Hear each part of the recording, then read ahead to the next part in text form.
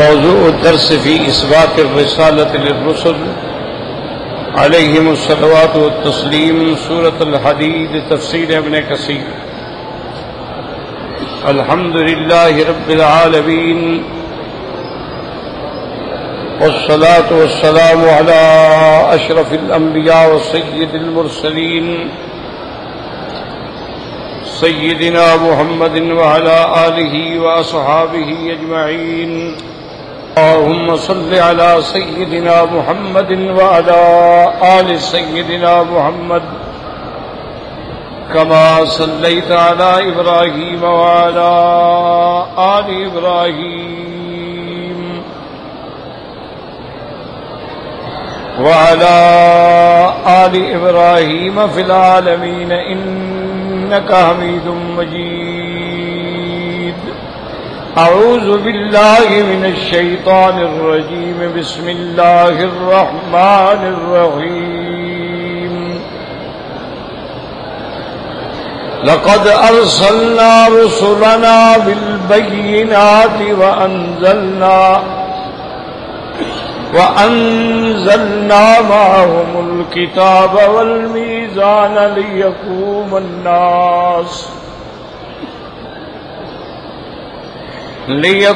الناس بالقسط وأنزلنا الحديد فيه بأس شديد ومنافع للناس وليعلم الله من ينصره ورسله بالغيب إن الله قوي عزيز. اللہ تبارک و تعالی نے کلام مقدس کی ان آیات مبارکہ میں ارشاد فرمایا ہے لقد ارسلنا رسلنا، تحقیق ہم نے بھیجے ہیں رسول بالبینات، دلائل کے ساتھ، معجزات کے ساتھ، وَأَنزَلْنَا مَعَهُمُ الْكِتَابَ وَالْمِيزَانَ، اور اتارا ہم نے ان کے ساتھ کتاب اور میزان یعنی عدل، لِيَقُومَ النَّاسُ بِالْقِسْطِ، تاکہ لوگوں میں فیصلہ ہو عدل سے، وَأَنزَلْنَا الْحَدِيدَ، اور اتارا ہم نے لوہا، فِيهِ بَأْسٌ شَدِيدٌ، اس میں سختی ہے زیادہ، وَمَنَافِعُ لِلنَّاسِ، لیکن لوگوں کے لیے فائدے بھی ہیں، وَلِيَعْلَمَ اللَّهُ مَن يَنصُرَهُ وَرُسُلَهُ بِالْغَيْبِ، تاکہ اللہ جان لیں اور لوگوں پہ ظاہر کر دیں کون ہے جو اللہ کے رسول کی سچی نیت سے مدد کرتا ہے، ورنہ اللہ تو خود قوی ہے، غالب ہے، ان کو کسی مدد کی ضرورت نہیں ہے۔ اب سمجھیں کہ اللہ نے فرمایا ہے کہ ہم نے رسول بھیجے، ویسے بھی نظام عالم یہ ہے کہ جب کوئی بادشاہ ہوتا ہے ہر ملک میں پھر وہ اپنے سفیر بھیجتا ہے جو اس کے احکام، اس کی پالیسیاں، اس کے معاملات پر لوگوں کو اطمینان دلاتے ہیں اور لوگوں میں تعارف کراتے ہیں۔ اب اللہ پاک نے مخلوق کو پیدا کیا اور ساتھ یہ بھی ارشاد فرما دیا کہ ہم نے ان کو عبادت کے لیے پیدا کیا ہے۔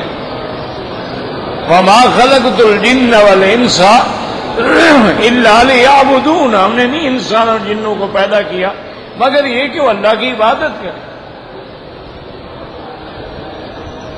اسی طرح اللہ تبارک و تعالی نے دوسری جگہ میں اور کھول کے بیان فرما دیا کہ لا یرید منہم رزقا، میں نے اس لیے تو نہیں پیدا کیا کہ کما کے میرے لیے روزی لائیں، ہم نے تو ان کو اپنی عبادت کے لیے پیدا کیا ہے۔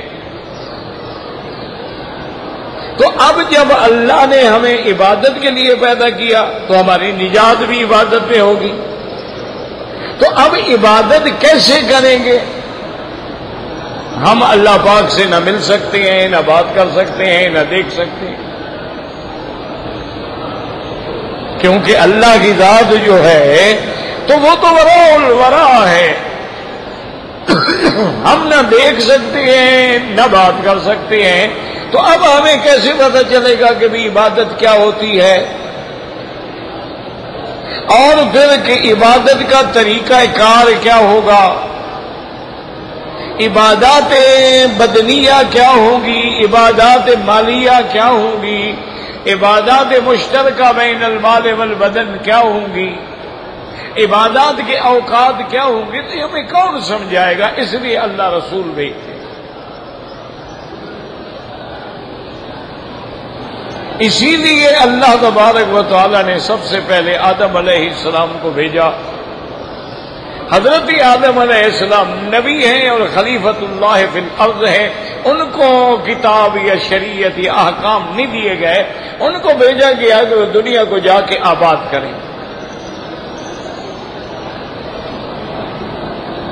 انہی سے اللہ نے پھر نسل کو ترقی دی، پھر دنیا میں زراعت کیا ہے، دنیا میں لغات کیا ہیں، آلات کیا ہیں، یہ چیزیں حضرت آدم علیہ السلام سمجھاتے رہے۔ جب اللہ تبارک و تعالیٰ کی مخلوق بڑھ گئی، اب اللہ نے پہلا پیغمبر، پہلا نبی، پہلا رسول حضرت نوح علیہ السلام کو،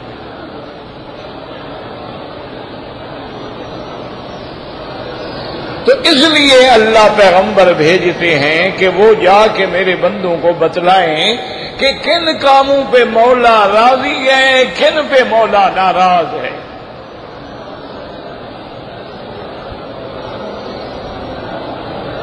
اور اللہ نے ایک فیصلہ بھی فرما دیا کہ جب تک میں کسی قوم کے پاس اپنا پیغام پر نہ بھیجوں، پیغمبر نہ بھیجوں، رسول نہ بھیجوں، ان قوموں پہ میں عذاب نہیں کرتا، پہلے ہم اپنی حجت پوری کرتے۔ وما كنا معذبین حتی نبعث رسولا، ہم عذاب نہیں بھیجتے جب تک پیغمبر نہ بھیجیں۔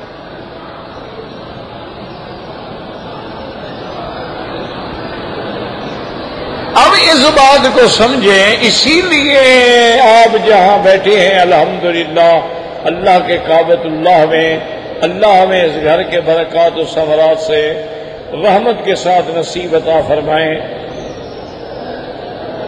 یہاں بھی بنائے کعبہ کے وقت حضرت خلیل نے دعا مانگی تھی کہ ربنا وابعث فیہم رسولا منہم،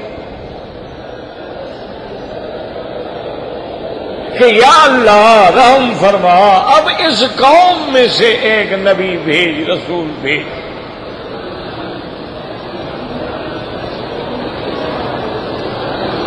اور اس رسول کا آنے کا مقصد بعثت کیا ہوگا، کہ کیوں آئے گا، کیوں بھیجا جائے، اس کے لیے اللہ پاک نے بتلا دیا کہ حضرت ابراہیم نے عرض کیا کہ یتلو علیہم آیاتک ویعلمہم الکتاب والحکمت ویزکیہم، کہ پیغمبر کے 4 وظیفے ہیں، آپ کا قرآن پڑھ کے سنائیں، پھر ان کو کتاب کی تعلیم دیں، پھر ان کو سنت کی تعلیم دیں، پھر ان کو اپنی صحبت میں رکھ کے ان کے دلوں کو مانجیں اور دلوں کو بھی پاک صاف کر دیں۔ تو پیغمبر کے یہ 4 راستے ہوتے ہیں۔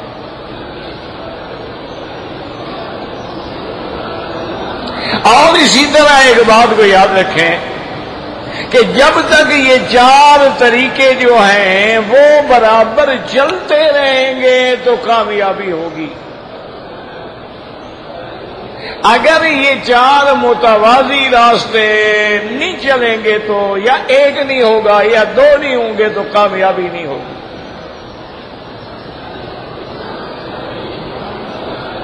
پہلا کیا ہے؟ تلاوت کتاب۔ الحمدللہ الحمدللہ، جتنے لوگ قرآن پڑھا رہے ہیں، چاہے وہ حفظ کرا رہے ہیں، نادرہ پڑھا رہے ہیں، قرات پڑھا رہے ہیں، تجوید سب اس میں آ جاتے ہیں، یتلو علیہم آیات۔ اور دوسرا وظیفہ کیا تھا؟ وَيُعَلِّمُهُمُ الْكِتَابَ، اللہ کی قرآن کی تفسیر کی تعلیم دے۔ تو دنیا میں جتنے مفسرین ہیں، جنہوں نے تراجم قرآن لکھے ہیں، تفسیریں لکھی ہیں، لوگوں کو ترجمہ پڑھاتے ہیں، ترجمے کے دورے ہوتے ہیں، وہ سارے علمہم الکتاب میں آ جاتے ہیں۔ اور تیسرا ہے والحکمت، حکمت کا معنی ہوتا ہے دانائی کی باتیں، لیکن یہاں مراد جو ہے وہ سنت محمد مصطفیٰ ہے۔ اب جو لوگ جو ہیں ماشاءاللہ آپ نے دیکھا ہے حدیث پڑھا رہے ہیں یا لوگوں کے اندر جا کے دعوت دے رہے ہیں، تبلیغ کر رہے ہیں، کلمہ پڑھا رہے ہیں، نماز سکھا رہے ہیں، وضو کرنا سکھا رہے ہیں، تہجد پڑھنا سکھا رہے ہیں، اشراق پڑھنا سکھا رہے ہیں، گھر سے نکلو کیا دعا مانگو، جوتا پہنو کیا دعا مانگو، گھر میں داخل ہو کیا دعا مانگو، یہ سب اللہ کے نبی کی سنت کے طریقے ہیں۔ اور چوتھا مرحلہ ہے وہ یزکیہم، کہ ان کو پاک کریں۔ پاک کرنے کا کیا معنی ہوتا ہے کہ ان کی تزکیہ ہے باطن ہو جائے، کہ ظاہر صرف نہیں بلکہ اندر بھی پاک ہو۔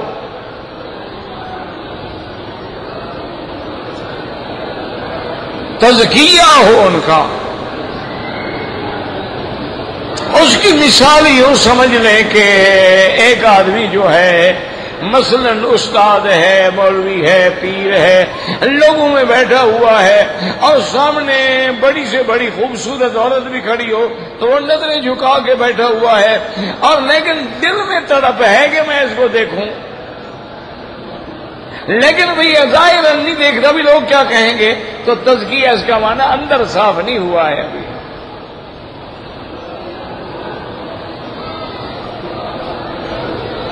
اور جب تک اندر صاف نہ ہو تو باہر کی جو صفائی ہے وہ کیا فائدہ دے گی؟ اب دیکھیں نا، آدمی کو خدا نہ کرے زخم ہو جاتا ہے، پھوڑا ہو جاتا ہے، یہ کاٹ کے صاف کرنا پڑے گا حضرت، یہ دواؤں سے نہیں ٹھیک ہوتا، یہ مرہم لگانے سے نہیں ٹھیک ہوگا، اس کو کاٹنا پڑے گا۔ تو یہ متوازی چار راستے ہیں، جب تک یہ متوازی چلتے رہیں گے کام ہوتا رہے گا۔ اب مشکل ہمیں یہی ہو گئی ہے کہ ایک جگہ تلاوت کتاب تو ہے لیکن تعلیم کتاب نہیں ہے، ایک جگہ تعلیم کتاب تو ہے لیکن تعلیم سنت نہیں ہے، ایک جگہ تعلیم کتاب بھی ہے، حدیث بھی پڑھائی جاتی ہے لیکن تزکیہ نہیں ہے، ان کی تربیت نہیں کی جاتی۔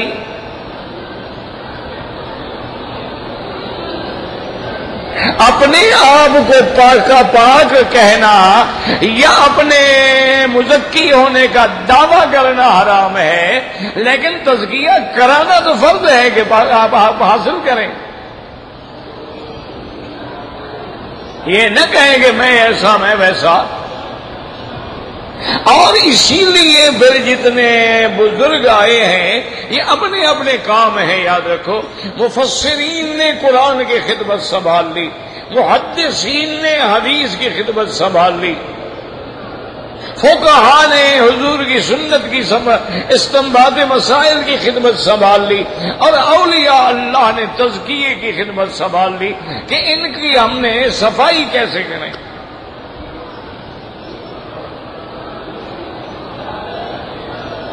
اب جیسے یاد رکھیں گے، ایک ڈاکٹر کہتا ہے ایک چیز دیتا ہوں، کہتا ہے جی ٹھیک ہے بس آپ ایسا کریں، یہ مرہم 2-4 دن لگائیں ٹھیک ہو جائے گا۔ اچھا اور کوئی زخم کی حالت ہے، وہ کہتا ہے جی اس کے ساتھ آپ کو اینٹی بائیوٹک لینا پڑے گا، یہ انفیکشن ہے۔ تیسرا کہتے ہیں کہ جناب یہ اب اینٹی بائیوٹک بھی فائدہ نہیں دے رہا، مرہمیں بھی فائدہ نہیں دے رہی، تو اس کو کاٹ کے صاف کرنا پڑے گا۔ تو یہ بزرگوں کا کام ہوتا ہے کہ وہ اپنے مریض کو دیکھ کے اس کے مطابق علاج تجویز کرتے ہیں۔ اچھا کبھی کبھی ہمیں سمجھ نہیں آتے تو پھر ہم اولیاء اللہ پہ اعتراض کرتے ہیں، بھئی وہ تو طریقہ علاج ہے، وہ دین نہیں ہے، وہ تو علاج کا طریقہ ہے کہ ایک بڑا کوئی شہزادہ نوابزادہ تھا بگڑا تگڑا، ان کو ایک اللہ والے کی خدمت میں لے آئے. انہوں نے سوچا کہ بھئی یہ بزرگ ہیں، اس کے پاس لے جائیں، دعا کرائیں، بیعت کرائیں تو شاید ہی اللہ کا بندہ ٹھیک ہو جائے.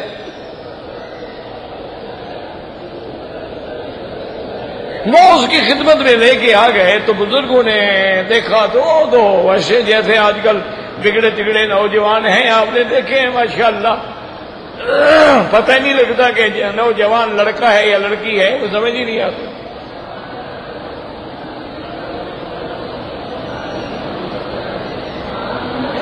تو بہرحال وہ جب آئے تو دیکھا، بزرگ نے بھی نظر ڈالی کہ بھی ہے تو یہ کافی بگڑا تگڑا بندہ، پتہ نہیں میرے پاس کیسے آ گیا. انہوں نے کہا ہاں بھائی بتاؤ بیٹا کیسے آئے. انہوں نے کہا جی یہ بزرگ مجھے پکڑ کے لے آئے ہیں آپ کا مرید کرنے کے لیے. میں تو نہ آپ کو پیر مانتا ہوں نہ میں مرید ہونا چاہتا ہوں، بس یہ بڑے بزرگ جو ہیں کیا کروں.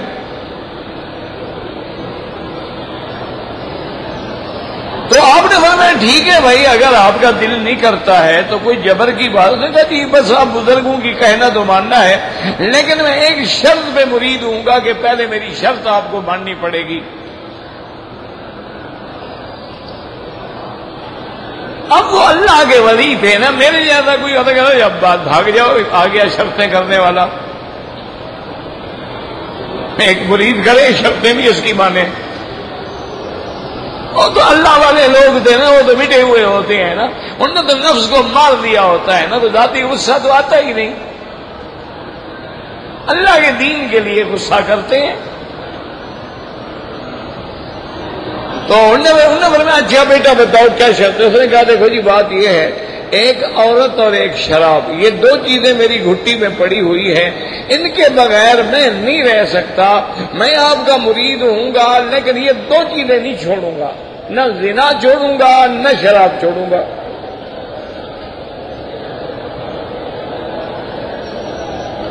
اللہ والوں نے دیکھا، غور کیا، انہوں نے کہا اچھا بیٹا بات سنو، تمہاری شرطیں ہیں، اگر ہم تمہاری شرط مان لیں تو تم بھی کوئی ہماری شرط مان لو گے. انہوں نے کہا جی بس میں یہ دو باتیں نہیں مانوں گا، باقی تو آپ جو مرضی آئے کہیں نا. انہوں نے فرمایا دیکھو بیٹا تم نے دو شرطیں منوائی ہیں کہ زنا بھی نہیں چھوڑو گے، شراب بھی نہیں، ہماری ایک شرط ہے کہ نماز نہیں چھوڑو گے. بس ایک ہی شرط ہے، باقی تم جاؤ تمہارا کام جانے. اور نے کہا جی بالکل ٹھیک ہے، نماز میں پڑھوں گا. آپ میری دو شرطیں مان رہے ہیں تو ایک شرط میں آپ کی بھی مانتا ہوں. وہ جناب بیعت ہونے کے بعد واپس آ گیا، اور بیعت ہونے کا معنی یہ ہوتا ہے کہ اللہ والے پھر اب رونا شروع کر دیتے ہیں اللہ کے دربار میں کہ یا اللہ اب یہ فقیر کے ساتھ جڑ گیا ہے اور یہ سمجھتا ہے کہ میرے پاس کوئی ہدایت کا ذریعہ ہے، رحمت فرما دے. پھر وہ اپنے متعلقین کو اپنے دعاؤں میں شریک کر لیتے ہیں، اور وہ جب دعائیں نیم شبی ہوتی ہے، تہجد ہوتی ہے، اللہ کے آگے اللہ والوں کی پکار ہوتی ہے، تو پھر مریدوں کی خود بخود اصلاح ہوتی رہتی ہے. وہ جناب آ گیا تو وہاں اس کا جو ڈیرا تھا، جو محل تھا، انتظام یہ ہوتا تھا کہ عصر کے بعد مجلس سنور جاتی تھی اور وہ غسل کر کے کپڑے پہن کے آ جاتا تھا، اور وہ باقی اس کے جو مصاحب تھے وہ شراب بھی اور لڑکیاں بھی اور ڈانس سب آ جاتی تھی. عصر سے مجلس شروع ہوتی تھی، رات کے 12-1 بج جاتے تھے. پھر وہ سونے کے لیے چلا گیا اور مجلس برخاست ہو گئی. وہ عصر کو خادم آ گئے کہ جناب مجلس ہم سجا رہے ہیں. اس نے کہا بھئی مجلس تو سجاؤ لیکن ایک بات یاد رکھو، آپ کو پتہ ہے میں زبان کا دھنی آدمی ہوں، میں نے اپنے شیخ سے وعدہ کیا ہے نماز کا. اب اگر عصر کے بعد ہم نے پینا شروع کر دیا تو عصر بھی گئی، مغرب بھی گئی، عشاء بھی گئی، 3 نمازیں چلی جائیں گی. اب مجلس تو ہوگی لیکن عشاء کے بعد ہو.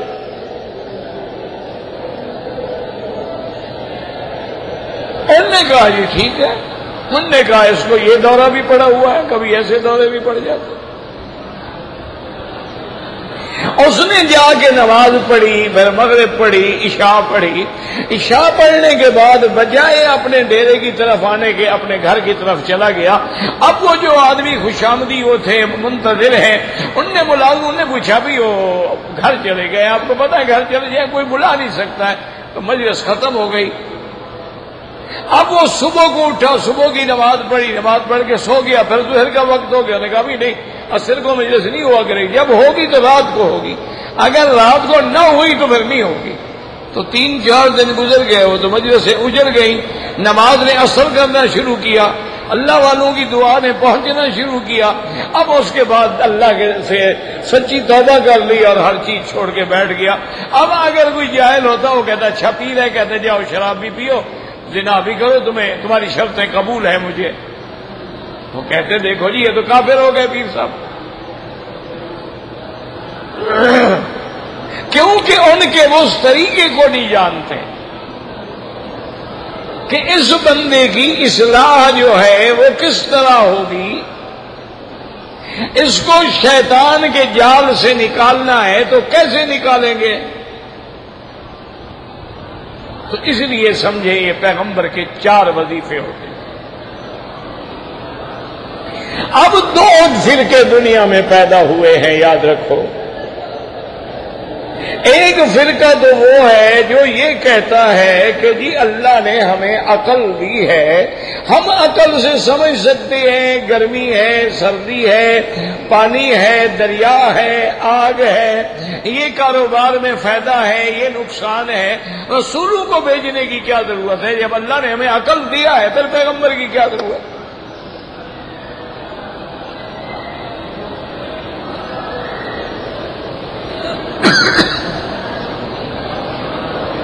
تو وہ لوگ اپنے عقل کو منتہا کمال سمجھتے ہیں، حالانکہ وہ بدبخت یہ نہیں سمجھ سکتے ہیں کہ بھئی پہلے اگر ہم نے عقل کو رہبر ماننا ہے تو یہ تو فیصلہ کرو نا کہ کس کا عقل.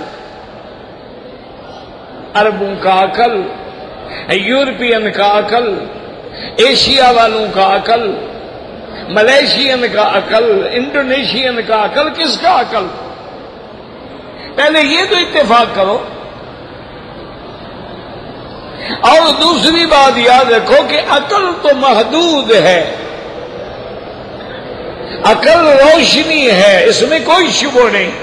لیکن یہ روشنی ایسی ہے کہ جب تک 2 روشنیاں جمع نہ ہوں مسئلہ حل نہیں ہوتا.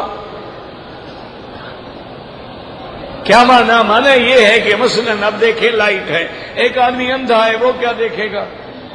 تو ایک روشنی تو ہے، دوسری روشنی نہیں ہے. اچھا آدمی کی آنکھیں ہیں لیکن اندھیرا ہے. تو جب تک 2 روشنیاں نہ ملے، عقل روشن ہے لیکن آگے بھی تو روشنی ہو نا، کہ عقل اس کے ساتھ مل کے فیصلہ کرے. اور وہ روشنی کیا ہوتی ہے؟ وہ روشنی ہے اللہ کا قرآن، کہ وَاتَّبِعُوا النُّورَ الَّذِي أُنزِلَ مَعَهُ. اللہ نے فرمایا اس نور کی پیروی کرو جو میں نے اپنے نبی کے ساتھ بھیجا ہے. أَنزَلْنَا إِلَيْكَ نُورًا مُبِينًا. میرا محبوب ہم نے آپ کی طرف نور بھیجا ہے. تو جب تک یہ 2 نور جمع نہیں ہوں گے مسائل سمجھ ہی نہیں آئیں گے. کیسے سمجھ آ سکتے ہیں آدمی کو؟ یہی وجہ ہے، یاد رکھو کہ علماء کہتے ہیں کہ اللہ کے قرآن کا علم ہے، احادیث کا علم ہے، جب تک اس کے سارے شروط نہیں ہوں گے اس وقت تک تمہیں علم سمجھ ہی نہیں آ سکتا. اللہ نے قرآن پاک میں آیت اتاری کہ بھئی رمضان المبارک میں ہم رات کو کسوت تک کھا سکتے ہیں. اللہ نے فرمایا کلوا واشربوا حتی یتبین لکم الخیط الابیض من الخیط الاسود من الفجر. کھاؤ پیو لیکن جب سیاہ ڈورا سفید ڈورے سے علیحدہ ہو جائے تو کھانا پینا بند کر دو. ایک صحابی تھے حضور پاک کے رضی اللہ تعالی عنہ، مطعم ابن عدی. انہوں نے کیا کیا کہ ایک کالا ڈورا اور ایک سفید ڈورا لے کے سرانے کے نیچے رکھ لیا. اور وہ دیکھ لیتے اور اس کے بعد وہ سمجھتے ابھی کھانے کا وقت ہے، ابھی کھانے کا وقت ہے، کیونکہ پتہ نہیں لگ رہا کہ سفید کون ہے اور سیاہ کون ہے۔ تو جب تک یہ واضح نہیں ہوگا اس وقت تک کھانا جائے وہ کھاتے رہو، تو باہر ماشاءاللہ دانے ہو گئی۔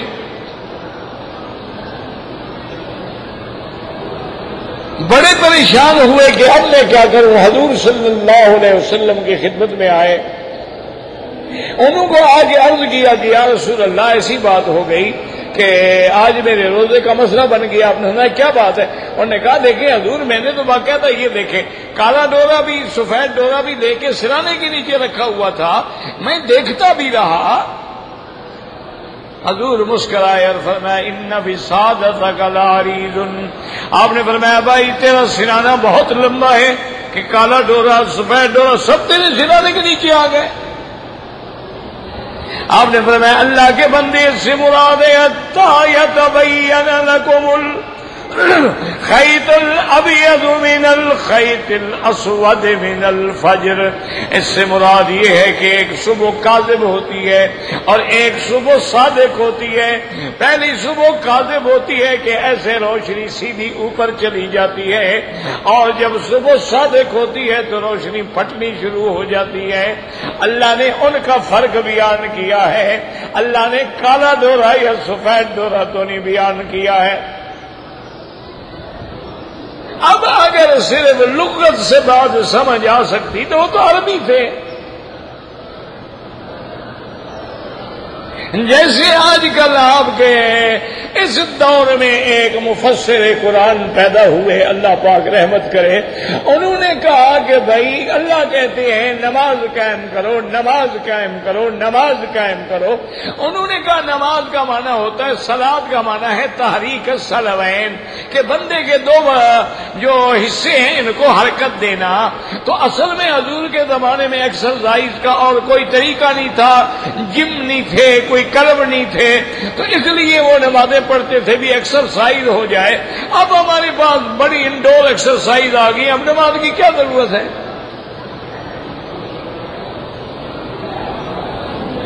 اس نے نماز کا انکار کر دیا،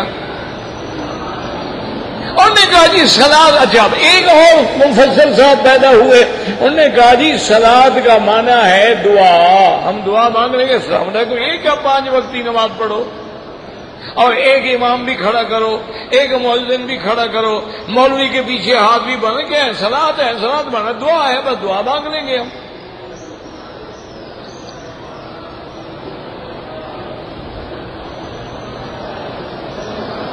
اسی طرح مفسر پیدا ہونے کہا کہ جی 100 کوڑے لگانے والی بات تو ٹھیک ہے، لیکن زانی اور زانیہ کو رجم کر دیا جائے، یہ تو قرآن میں آیت ہی نہیں ہے۔ جب قرآن میں نہیں ہے ہم کیا مانیں؟ ایک اور مفسر صاحب پیدا ہوئے، یوم ندعو کل اناس بامامہم، اس کا پتہ کیا ترجمہ کیا کہ قیامت والے دن اللہ سب کو ماؤں کے نام کے ساتھ پکارے گا۔ اب اتنا بڑا جاہل کوئی ہے؟ امام سے مراد ہے کہ اللہ کی آمد میں ہر نبی امام ہوتا ہے اپنی امت کا، ان کے ذریعے ان کی امت کو بلائیں گے، وہ علیحدہ وہ علیحدہ وہ علیحدہ۔ تو اس سے مراد ماں نہیں ہے، امام کا معنی الگ ہے، امام کا معنی الگ ہے، امام کا ضد خلف ہوتا ہے۔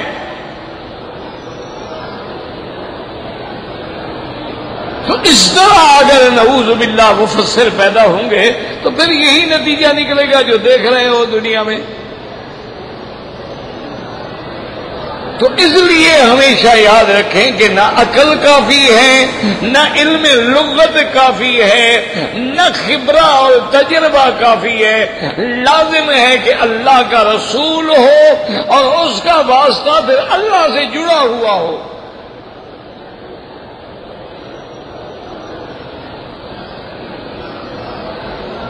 اس لیے اللہ نے قسم کھا کے میرے مدنی کی عصمت کا بیان کیا ہے، فرمایا والنجم اذا ہوا، مجھے قسم ہے تارے کی جب وہ ڈوبتا ہے، ما ضل صاحبکم وما غوا، ضل مانا علمی غلطی، تمہارے پاک نبی تمہارے صاحب جو تمہارے اندر ہیں جن کا ایک ایک پل تم جانتے ہو، نہ اس نے علمی غلطی کی نہ کبھی عملی غلطی کی ہے۔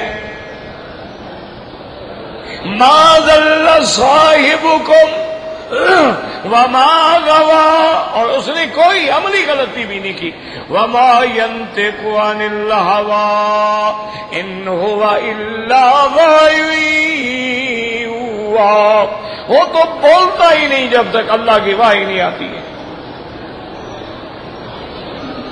تو اب یاد رکھیں کہ ہدایت کے لیے رسولوں کا آنا بھی ضروری، اور رسول کا با کمال با عصمت ہونا بھی ضروری، اللہ کے رسول کا اللہ کے ساتھ وحی کا تعلق ہونا بھی ضروری، پھر اللہ کے رسول کے ساتھ معجزات آیات بینات کا آنا بھی ضروری، اور اس کتاب کی روشنی میں پھر اللہ کا پیغمبر جو ہے وہ دنیا میں آ کے عدل و انصاف کے فیصلے فرماتے ہیں، اور جب دنیا میں عدل ہوتا ہے، دنیا میں انصاف ہوتا ہے تو عالم کا نظام قائم ہو جاتا ہے، اور جب وہ بگڑ جائے اللہ نے فرمایا پھر ہم نے لوہا بھی اتارا ہے ٹھیک کرنے کے لیے۔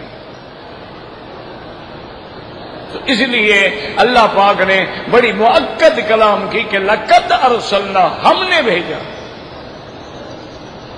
رسلنا وانزلنا معهم الكتاب والبینات، ہم نے کتاب بھی دی اور معجزات بھی دی ہے، اور ہم نے کتاب کے ساتھ میزان بھی بھیجا، یعنی میزان مانا عدل، جیسے اللہ تبارک و تعالی نے آپ پڑھ چکے ہیں سورۃ الرحمن کے اندر وَوَضَعَ الْأَرْضَ وَضَعَهَا لِلْأَنَامِ، اور اس سے پہلے یاد ہے وَالسَّمَاءَ رَفَعَهَا وَوَضَعَ الْمِيزَانَ اللہ تطغوا فی المیزان، تو میزان پر جتنے اقوال ہیں، ابحاث ہیں، دلائل ہیں، وہ گزر چکے ہیں۔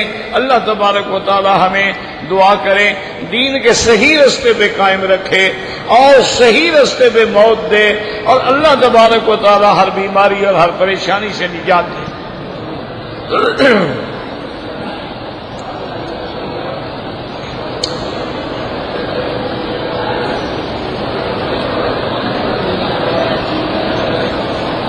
کہتے جی کہ نماز جنازہ کی پہلی تکبیر کے بعد ثنا ہے۔ یاد رکھو معطا امام محمد میں حدیث ہے حضرت ابی ہریرہ سے، جس کو امام ابو حنیفہ رحمت اللہ علیہ نے لیا ہے کہ پہلی تکبیر کے بعد ثنا، دوسری تکبیر کے بعد حضور پہ درود پاک، اور تیسری تکبیر کے بعد جو ہے وہ دعا ہے۔ انہوں نے بھی اس حدیث مبارک سے لیا ہے ایک۔ دوسرا امام صاحب فرماتے ہیں کہ جنازہ جو ہے یہ نماز کی طرح تو ہے لیکن نماز نہیں ہے، کیونکہ دنیا میں کوئی نماز بغیر رکوع اور سجود کے نہیں ہوتی۔ وہ فرماتے ہیں نہ اس میں رکوع ہے نہ، تو لہذا یہ کس صلاۃ تو ہے، حقیقی صلاۃ نہیں ہے۔ اچھا، نمازوں کا پڑھنا مسجدوں میں افضل ہوتا ہے، اور جنازہ جو ہے وہ تو مسجد کے باہر پڑھنا ضروری ہوتا ہے۔ تو اگر وہ نماز ہے تو مسجد میں کیوں نہ پڑھی جائے؟ یہاں مکے میں تو اس لیے پڑھی جاتی ہے نا کہ سارا مکہ مسجد میں حرام ہے، کہاں لے جائیں بیچارے؟ یہاں تو مسجد کے باہر اگر جائیں تو پھر جتنے جائیں۔ تو اس لیے امام صاحب کے نزدیک تو پہلی تکبیر کے بعد ثنا ہے، لیکن امام احمد ابن حنبل رحمت اللہ علیہ اور امام شافعی رحمت اللہ علیہ ان کے نزدیک چونکہ یہ بھی نماز ہے اور نماز بغیر فاتحہ کے نہیں ہوتی، لہذا پہلی تکبیر کے بعد فاتحہ ہے، اس کے بعد درود ہے اور اس کے بعد دعا ہے۔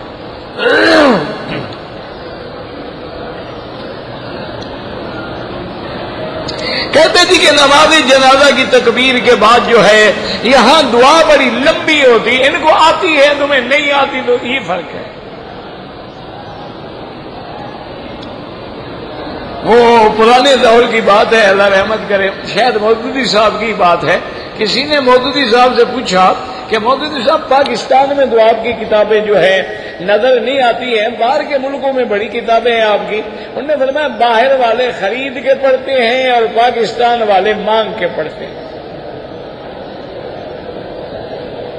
کیا مطلب؟ یعنی ایک کتاب ہو سارے ایک اخبار، اور ذرا مجھے بھی دکھانا یار، اور یار مجھے بھی ذرا سرخیاں دیکھنے دینا. ایک اخبار سارا مجمع پڑھ لے گا، خریدے گا نہیں. تو اس لیے تھوڑی ہی نظر آئے گی نا جناب. تو اس لیے ہمیشہ یاد رکھو کہ تمہیں جب کہ دعا نہیں آتی ہے، لازمی بات ہے تم تو چھوٹی کرو گے. یہ تو علماء ہیں، ان کو تو اتنی دعائیں یاد ہیں، وہ چاہے تو 6 گھنٹے کرتے رہیں، وہ تو تمہارے لیے جلدی کر دیتے ہیں.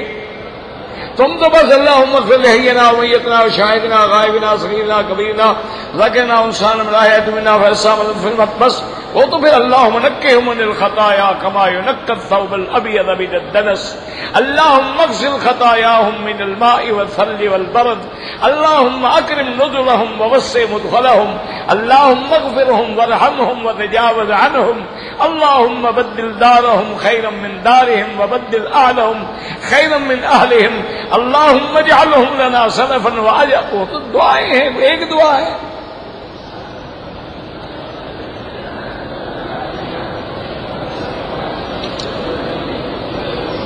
کہتے تھے کہ آپ کے پیر کون ہیں؟ میں خود پیر ہوں بابا، بغیر بیعت کے پیر. بیعت نہیں کرتا. اللہ کے بندے، میرا کوئی بھی شیخ ہو، آپ کو کیا ضرورت ہے ان بحثوں میں پڑھنے کی؟ آپ کو کن علماء سے حدیث کی اجازت ہے؟ الحمدللہ جو اللہ نے میرے مقدر میں لکھا ہے مجھے ہے. یہ کام طالب العلم کا ہوتا ہے، فارغ وقت میں پوچھتا ہے. یہ بات مجمع کو بتانے کی نہیں ہوتی ہے. ایک اصولی بات یاد رکھیں. اب مثلا میں آپ کو بتاؤں کہ میرے اسناد کا سلسلہ عرب میں کن مشائخ سے ہے، عجم میں کن مشائخ سے ہے، ہند میں کن مشائخ سے ہے، پاکستان میں کن مشائخ سے، اس کا آپ کو کیا فائدہ ہے؟ وہ ہمارے ایک مولانا تھے، فوت ہو گئے، اللہ ان کی قبر پہ رحمت کرے. بہت ہی مخلص عالم تھے اور بڑے ماشاءاللہ اور ہنسمکھ بھی تھے، مزاح بھی فرماتے تھے. اچھا وہ ذات کا بیچارہ میراثی تھا. ہوتا ہے، اس میں کیا ہے، میراثی ہو یا کوئی ہو، اللہ جس کو علم عطا فرمائے. وہ ایک جگہ تقریر فرما رہے تھے تو ان کے کسی مخالف نے چٹ لکھ کے بھیجا کہ حضرت آپ اپنا مکمل تعارف کروائیں ہمیں، کس خاندان سے آپ کا تعلق ہے، کون آپ کے آبا و اجداد تھے. یہ سارا تفصیل مقصد اعتراض تھا بیچارہ کہ اب اگر کہے گا کہ بھی میں میراثی ہوں تو تب بھی تو توہین ہوتی ہے نا. اور اگر جھوٹ بولے گا، کہیں گے دیکھو جی عالم ممبر پہ بیٹھ کے جھوٹ بول رہا ہے، میں جانتا ہوں یہ تو میراثی ہے. انہوں نے جب چٹ پڑھا انہوں نے کہا بھائی آپ تقریر سننے آئے ہیں یا مجھے رشتہ دینا ہے؟ آپ نے اگر آپ نے رشتہ دینا ہو تو آ جائیں، میں آپ کو نسب بھی بتاؤں، خاندان بھی بتاؤں. اور اگر تقریر سننی ہے تو میں کوئی بلا بھی ہوں، سن رہے ہو.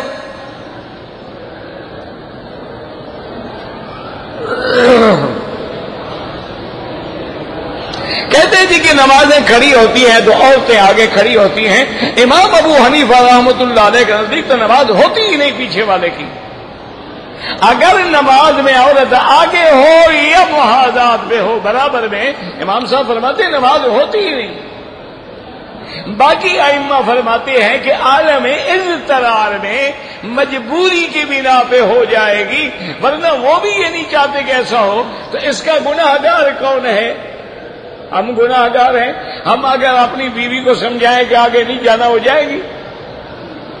ہم اگر اپنی بیٹی کو سمجھائیں، بہن کو سمجھائیں بھائی اذان سے آدھا گھنٹہ پہلے طواف چھوڑ دو، واپس چلی جاؤ عورتوں کی جگہ پر، وہ نہیں جائیں. ہم تو خود پکڑ کے ساتھ پھر رہے ہیں.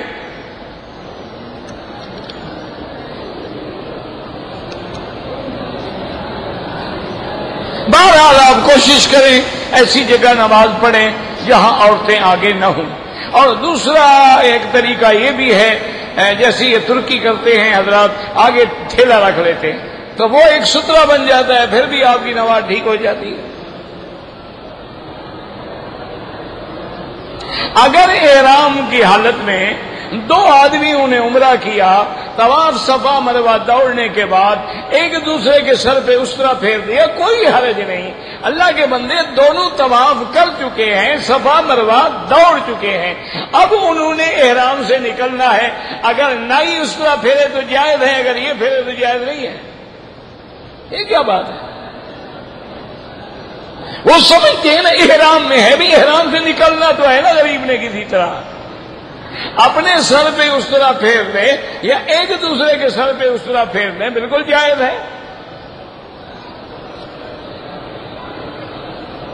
کہتے ہیں جی کہ یہاں پر نابالغ اور بالغ بچہ اور بچی سب جنازے اکٹھے پڑے جاتے ہیں، ان کو تو پتہ ہے نا، تمہیں نہیں پتہ، تم اپنا کام کرو۔ اللہ کے بندے تمہاری دعا میں نہیں ہے صغیر نہ ہوا کبیر نہ ہوا ذکر نہ ہوا انثی نہ، سب آ گئے، تو پھر فکر کرنے کی کیا بات ہے؟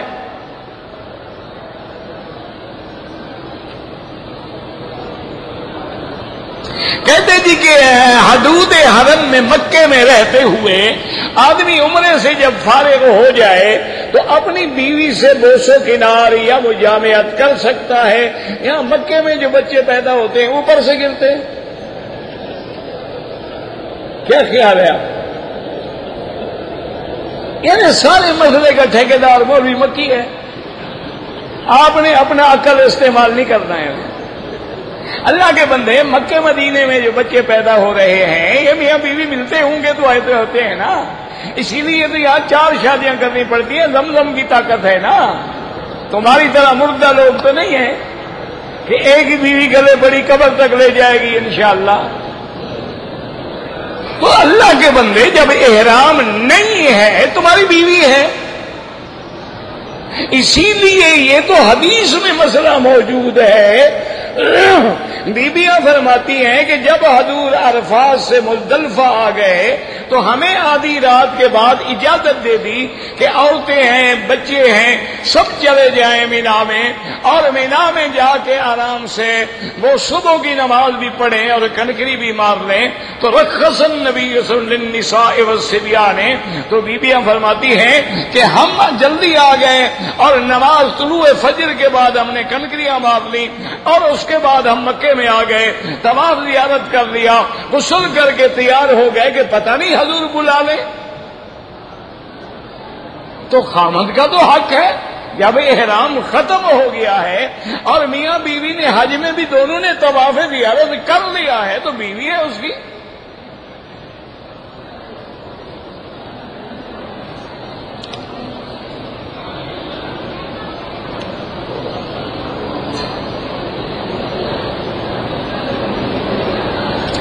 احرام باندھنے سے پہلے کراچی ایئرپورٹ پر ایام ماہواری سے 2 دن پتری جسم پہ خون کا محسوس ہوا، احرام باندھ لیا، مکہ پہنچے، غسل کیا، طواف کیا، سعی کیا، بال کر۔ اب میری بہن اگر ان دنوں میں آپ کو حیض تھا تو پھر تو آپ نے غلط کیا ہے، اگر حیض نہیں تھا دباؤ محسوس ہوتا رہا لیکن خون نہیں آیا پھر آپ کا عمرہ بالکل ٹھیک ہے، اور اگر آپ نے دوران حیض عمرہ کر لیا ہے اس کا حل یہ ہے کہ جلدی سے طواف دہراؤ، طواف پاک ہو کے نیت کرو کہ یا اللہ اگر اس طواف میں غلطی ہو گئی ہے تو میں دوبارہ کر رہی ہوں، نہیں کرو گے تو دم بھی پڑے گی اور عمرہ بھی برباد ہو جائے گا۔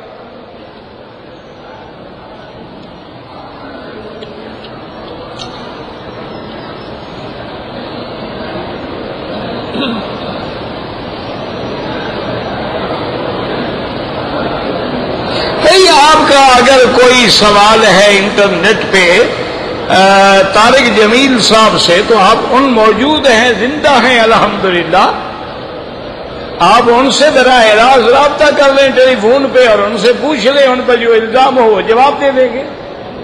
مجھے تو نہ الزامات کا پتہ ہے نہ مجھے ان چیزوں کا پتہ ہے کہ ان پر کیا اعتراضات کیے گئے ہیں۔ مجھے جب پتہ ہی نہیں تو میں کیسے جواب دوں گا؟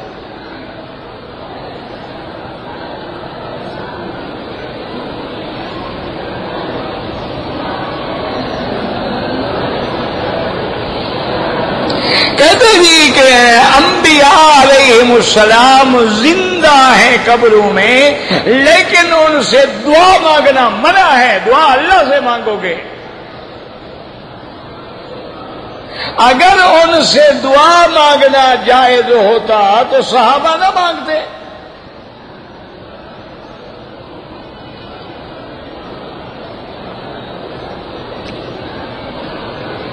اگر خانہ کعبہ سامنے ہے نماز میں، سجدے کی جگہ نظر ڈالیں. عورتیں نماز جنازہ پڑھ سکتی ہیں، اگر موجود ہیں تو پڑھ سکتی ہیں، اپنے گھر سے جنازے کے لیے نہیں آتی. سفر کے اندر وتر پڑھنا ضروری ہے، وہ واجب ہے عند الاحناف.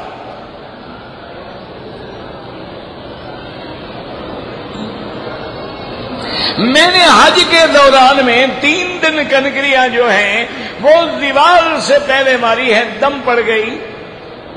اتنے سوچا نا رش نہیں ہے، جان چھوڑاؤ نا.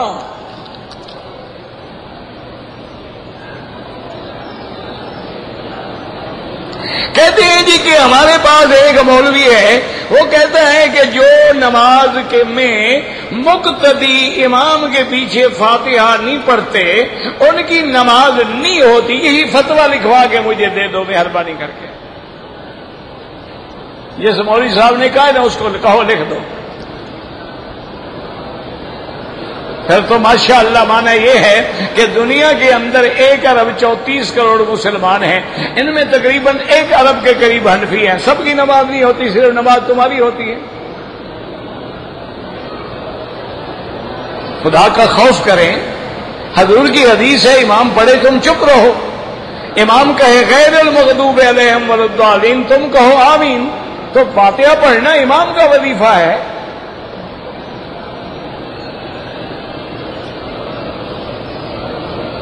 کعبۃ اللہ میں جب طواف کریں نظر نیچے آرام سے چلیں، نہ سینہ یوں کریں نہ پشت یوں کریں. جوتے تبدیل ہو جائیں لوگوں کے نہ اٹھاؤ، اپنے جوتے کو کسی کپڑے میں لپیٹ کے ساتھ رکھو.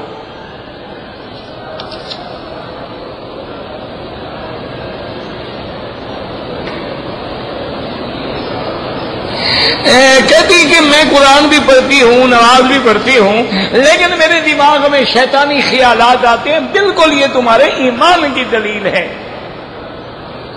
حضرت ابو بکر سے ایک یہودی نے پوچھا تھا کہ حضرت ہمارے لوگ یہودی جب عبادت کرتے ہیں تو دلوں میں کوئی خیالات نہیں آتے، آپ کے مسلمان نماز پڑھتے ہیں تو برے برے خیالات آتے ہیں ان کو. آپ نے فرمایا کہ بھئی اگر ایک گھر میں 2 کمرے ہیں، ایک میں سونا چاندی ہے ایک میں خالی ہے، ڈاکو کہاں جائے گا؟ انہوں نے کہا جی جہاں سونا چاندی ہے. انہوں نے کہا تمہارے ایمان جب دل سے ایمان خالی ہے شیطان کیوں آئے تمہارے پاس؟ اسے تو پتہ ہے کہ یہ جہنمی ہے، ان پہ محنت کرنے کی کیا ضرورت ہے. وہ بھی وہاں زور لگاتا ہے جہاں ایمان ہوتا ہے. اس لیے بیٹی کوئی بات نہیں، یہ تو بڑی اچھی بات ہے، یہ تو تمہارے ایمان کی بات ہے، تمہاری ترقی کی بات ہے.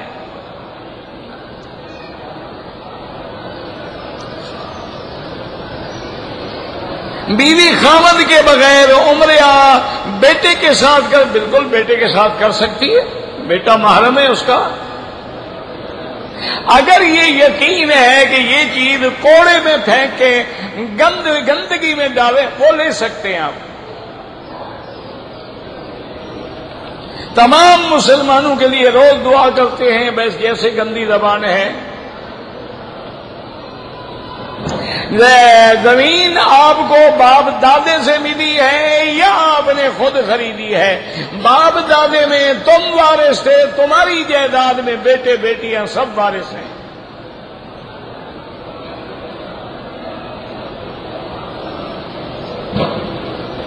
جس بیٹی کو نہیں دیا اس کو دے دو حصہ، اپنے باپ کی قبر ٹھیک کرو.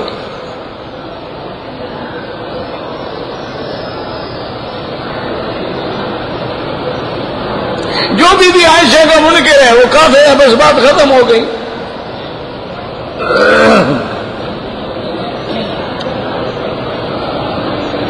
دوران طواف آپ چلتے رہیں، جب حجر اسود پہ آئے اب دیکھیں، رکن یمانی پہ کھڑے ہوں آپ دیکھیں، کہتے ہیں کہ جو گلاس ہم یہاں پانی پیتے ہیں ان کو ہوٹل میں لے جائیں، لوگ پلانے کے لیے حرم میں رکھتے ہیں، تم یہاں سے بھی چوری کر کے لے جانا چاہتے ہو؟ ماشاءاللہ، بالکل نہ لے جاؤ جناب، یہ مسجد الحرام کے لیے وقف ہے۔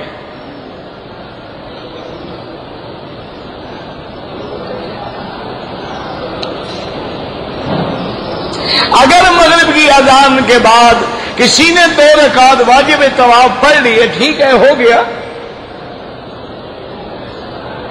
عورت چہرہ جو ہے نماز میں چھپانے کی کوئی ضرورت نہیں،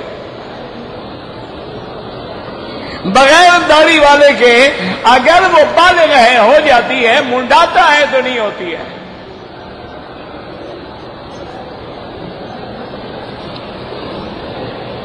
پریشانی کے لیے سب سے بڑی دعا جو ہے حسبنا اللہ و نعم الوکیل، حسبنا اللہ و نعم الوکیل۔ اور اسی طرح ایک حدیث میں آتا ہے اللہ اللہ ربی ولا اشرک بہ شیئا، اللہ اللہ ربی ولا اشرک بہ شیئا۔ یہ پڑھے سب پریشانیاں اللہ دور فرمائیں گے۔ عمر کے کتنے چاہیے؟ جتنے عمرے کرو، نفلی عبادت ہے۔ طواف جو ہے جو لوگ آپ کے والدین فوت ہو گئے ان کے لیے بھی کر سکتے ہو۔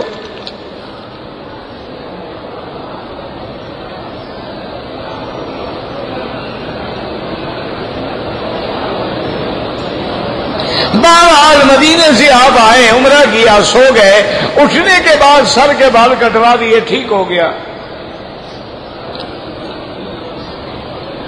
حیض کی حالت میں عورت مسجد الحرام میں یا مسجد نبوی میں داخل ہو سکتی ہے؟ تمہارے ملک میں حیض میں عورت مسجد جا سکتی ہے؟ تو یہ مسجدیں تمہارے ملک کی مسجد سے بھی کم درجے کی ہیں کہ مسئلہ پوچھ رہے ہو؟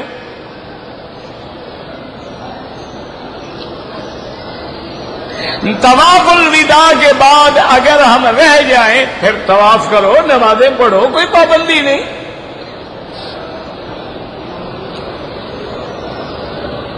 دعا سے تقدیر بدلتی ہے، بالکل بدلتی ہے، وہ بھی تقدیر میں لکھا ہوتا ہے کہ یہ دعا کرے گا تو میں یہ کر دوں گا۔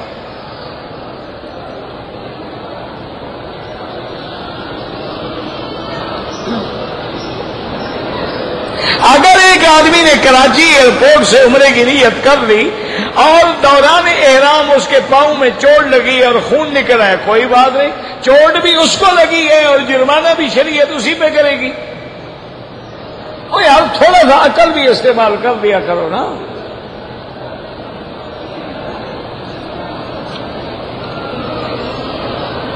طواف کے بعد 2 رکعت افضل یہ ہے کہ مقام ابراہیم کے پیچھے پڑھیں یا حتیم میں پڑھیں یا طواف کی جگہ میں پڑھیں یا سارے حرم میں پڑھیں، ہوٹل میں بھی جا کے پڑھیں تو جائز ہے۔ یہ تو ہمارے جاہل لوگ ہوتے ہیں نا، نماز ختم ہوئی شروع اللہ اکبر، اللہ کے بندے طواف والے کہاں جائیں گے؟ فرض ہو گئے، پیچھے ہٹ جاؤ، راستہ چھوڑو طواف والوں کا۔ اچھا ابھی طواف میں اذان میں 20 منٹ باقی صفے بنا کے آگے کھڑے، اور جتنے طواف والوں کو تم روک رہے ہو سب کا گناہ تمہارے اوپر ہے۔ یہ کوئی فضیلت ہے؟ یہ صفوں میں جا رہے ہو، کون سی صفوں میں جا رہے ہو؟ آرام سے پیچھے کھڑے رہیں، جب تکبیر کا وقت ہے چل پڑے آگے، جہاں موقع ملے کھڑے ہو جائے۔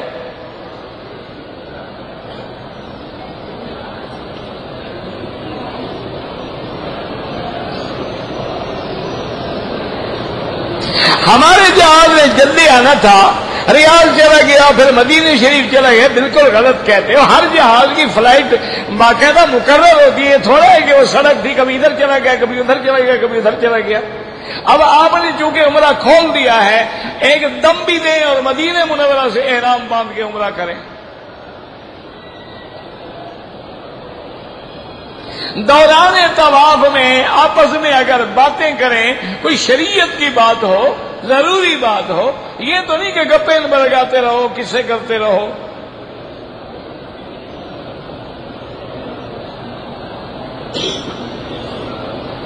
حضور کی ولادت کا ذکر کرنا حرام ہے تو ابھی کیوں نہیں کرتے ہو؟ صرف 12 ربیع الاول میں ولادت کا ذکر کرنا ہے، جیسے شیعہ نے حضرت حسین کا صرف محرم میں ذکر کرنا ہے، آگے پیچھے حضرت حسین بھول جاتے ہیں۔ اور کون مسلمان ہے جو روزانہ نماز میں السلام علیکم ایھا النبی نہیں پڑھتا؟ یہ جو تمہارا رسم و رواج ہے وہ حرام ہے۔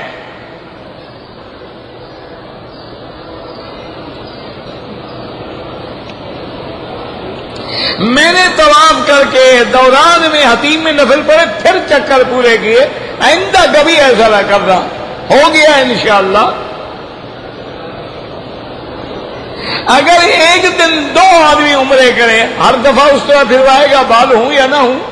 اللہ کو بالوں کی ضرورت نہیں ہے، اللہ تو دیکھتے ہیں کہ بندے نے میرے آگے گردن جھکا دی ہے۔ اگر روزانہ مسجد عائشہ میں عمرہ کرے، روزانہ کرو، نفلی عبادت ہے، 4 دفعہ روز کرو، 10 دفعہ روز کرو، بالکل نہ کرو۔